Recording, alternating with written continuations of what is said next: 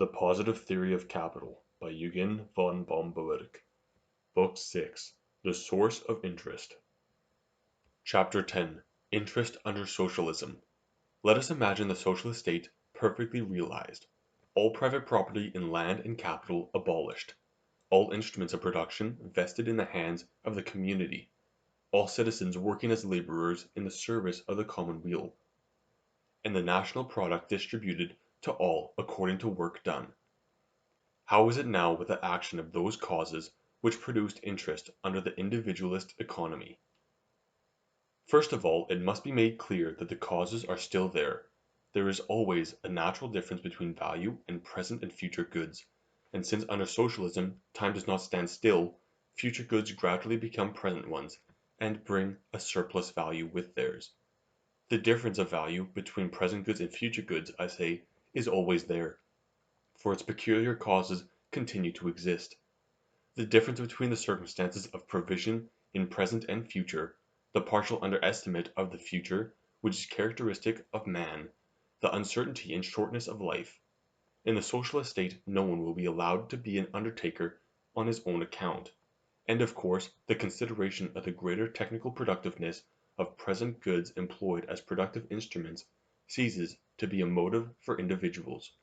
All the more strongly does this motive obtain as regards the great economic commonwealth, which now conducts and guides the total national production. Thus, even for the socialist state, it is absolutely inconceivable that economic subjects, whether as individuals or as the powerful economic commonweal, should, in their economic judgment and their economic practice, treat present and future goods as on the same footing. How, for instance, could it be all the same to the socialist worker whether he receives his hard-earned wage by installments of £1 a week or in £52 at the end of the year, or in the shape perhaps of £52 5 or 10 or 50 years later? Or how is it conceivable that under socialism a young oak sapling, which will be an oak tree with the value of an oak tree in 200 years, can be made equal in value to an oak full grown now? The central authority directing the national production must base its entire arrangements and dispositions on a calculation of present and future goods, having different values, if its dispositions are not to be quite inept and monstrous. If it do not put a less value on future goods, it must find that a process which promises a greater number of products in the far future is more remunerative than a process which yields a small number in the present or near future, and it must, accordingly, always turn its productive powers to remote productive ends, however remote they are, as being technically the most fruitful. The natural consequence would be very much as we have already pictured it, misery and want in the present, and those in charge of the national economy would have no more pressing duty than to overturn this inept disposition, give the less amount of present goods the preference over the greater amount of future ones, and so prove that the difference in value between present and future goods is an elementary economic phenomenon independent of any human arrangements. If it is now clear that even in the socialist state present goods will, universally, be valued more highly, it goes without saying that if there is an exchange between the two, it cannot be effected at par. Exactly as under the present economic organization, present goods, as more valuable, will claim and will receive an agio. The emergence of this agio, and with it the emergence of interest in its most legitimate form, could only be repressed if every opportunity for it were repressed. In other words, if the exchange or barter of present goods for future were removed out of the world altogether. Now, of course, this would be attempted to considerable extent in the socialist state, all private ownership of the means of production being banished. All production on private account would be banished also, and all opportunity of buying the future commodities, labor, uses of land, and capital would be taken away from private individuals. Since then in any case the loan at interest would also be forbidden. The two chief springs from which interest flows to private persons in the present day would be happily stopped up, but certain opportunities would still remain open if exchange transactions between individuals were not entirely forbidden. Suppose for instance that free trade were allowed in durable goods, agio and interest would immediately slip in. as it were by a back door. Say that a good lasts 100 years, and that its present year's service is worth £100. £10,000 must be the price of the good if the 100th year's service, rendered perhaps to some grandchild or great-grandchild, is to be paid full £100. No man would be willing to pay this price. But the moment that the purchase price is calculated at less than £10,000, the owner receives, in course of time, an income greater than the purchase price, and harvests the excess as true interest. But much more important than any such sporadic obtaining of interest by private individuals is the fact that in the Socialist state the Commonwealth itself, as against the citizens, would make use of the principle of interest, which today reviles as exploitation and deduction from the product of labor. The Socialist state, as possessing all means of production, gets all the citizens to work in its factories, and pays them a wage. It conducts, therefore, on the largest scale the buying, forbidden to private individuals, of the future good, labor. Now, on technical grounds, various portions of the labor it buys it necessarily sets to work simultaneously towards various productive ends widely removed in point of time. One group of laborers, for instance, it sets to baking; another it sets to sink mining shafts, which perhaps assist in turning out consumption goods only 20 years later; another it sets to replant a forest. The labor directed to distant ends, for reasons with which we are now familiar, obtains a greater technical product, and that product, when ripe, will possess a greater value; while, for instance, the product that a baker turns out in a day is worth perhaps 4s. A laborer engaged in forestry may plant 100 oak saplings in a day, and these saplings without added labor may mature in 100 years' time to strong oak trees worth 20s. apiece. Now how much can and should the Socialist state pay as wage to those workers whose labor it directs to these far away but productive ends? Will it pay the foresters the whole value of their future product, say £100 a day? Impossible. That would be a glaring injustice to the workers of other departments. If the entrance to individual branches of employment were left free to all comers, everybody would be a forester, and nobody would bake bread.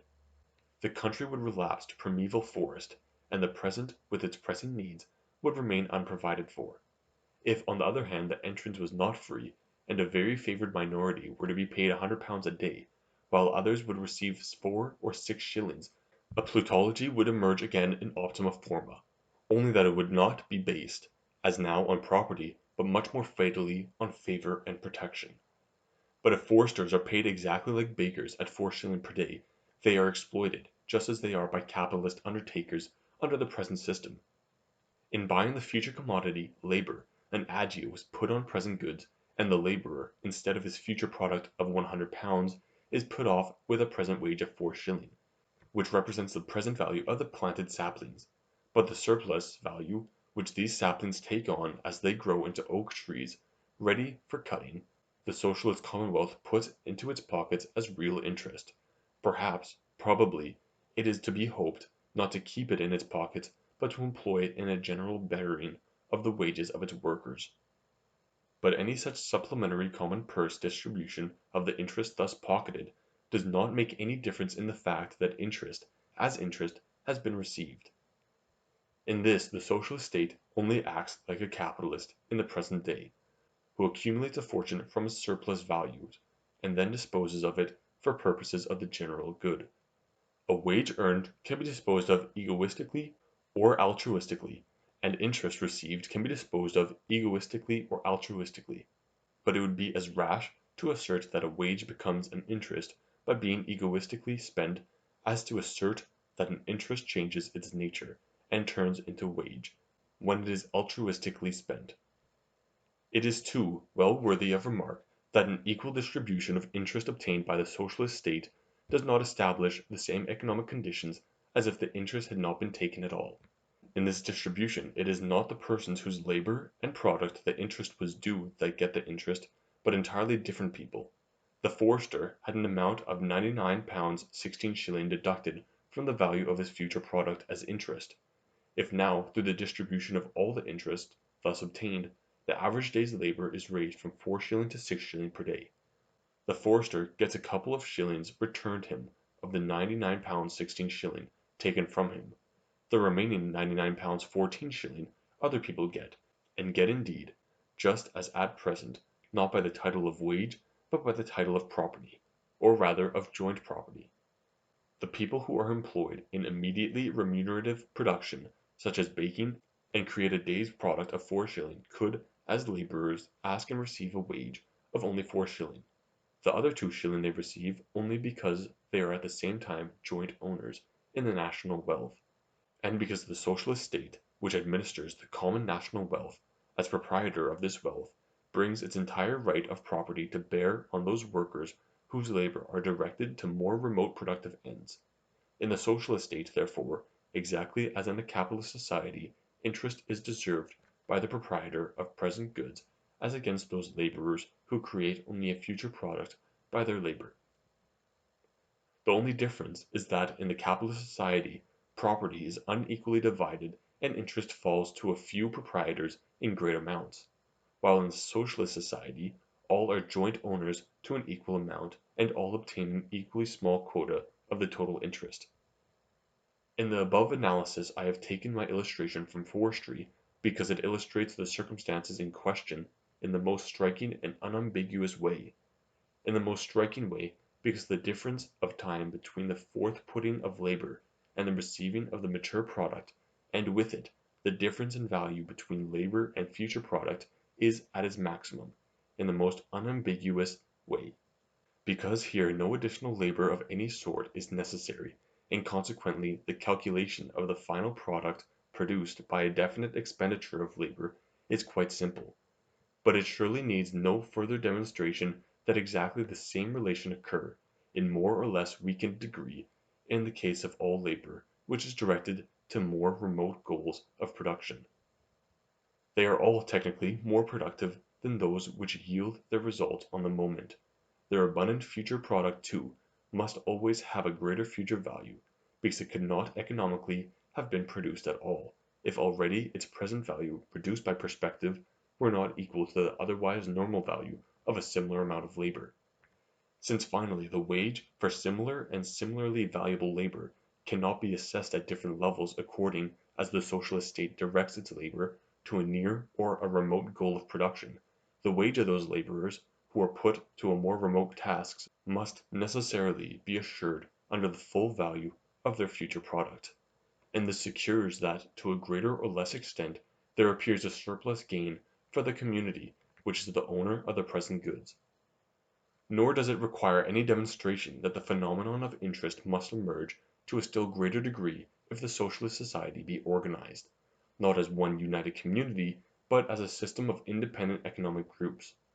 For if this case at every exchange between mature and immature commodities, each group would appropriate surplus value, not only as against its own workers employed to remote productive ends, but in a much greater degree as against the other groups, and would divide out this surplus value to the shareholders of the wealth belonging to the group as dividend.